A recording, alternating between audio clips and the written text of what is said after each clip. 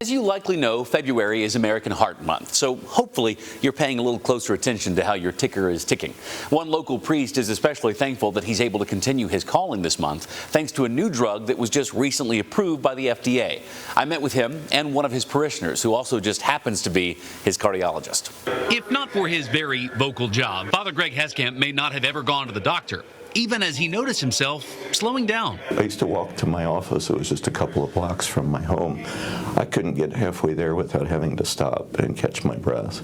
Definitely a person who just would live with it, and definitely a person who would decline medication. But that wasn't really an option because his job was getting harder to do. I just had learned to sing with a shallower breath. I think I had forgotten how to take a deep breath. He spoke to Dr. Michael Nassif, a heart doctor at St. Luke's, who watches Father Greg do his job every Sunday. Their meeting moved from church to hospital. Here's the main pumping chamber, the left ventricle, and this is kind of the most important chamber, the one that's pumping blood to the body. So in a normal heart, you see none of these colors. It should all just be smooth. Father Greg has hypertrophic cardiomyopathy. In layman's terms, that main pumping muscle was almost twice as thick as it should be.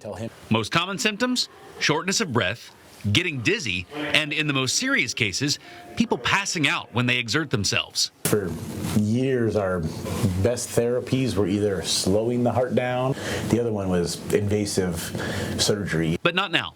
Dr. Nassif got Father Greg into an experimental trial for a drug called aficamten. The way your heart cells connect to each other is like hands on a rope, and your heart cells squeeze each other.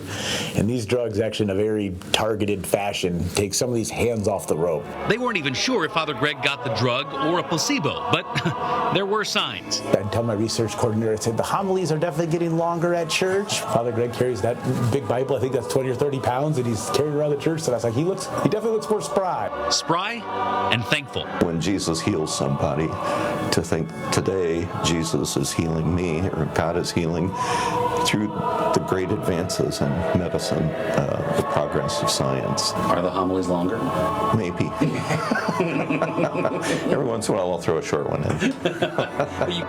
Now, Dr. Nassif says that there are likely a lot of people who have HCM and just never seek treatment, believing that they're getting older or need to exercise more. So if you're experiencing especially shortness of breath, talk to your doctor. That drug, aficamten, was just approved by the FDA in December. Father Greg will likely take it for the rest of his life, but he tells me he's okay with that. And Dr. Nassif says that if you're already on multiple other heart medications, this new drug might be able to replace more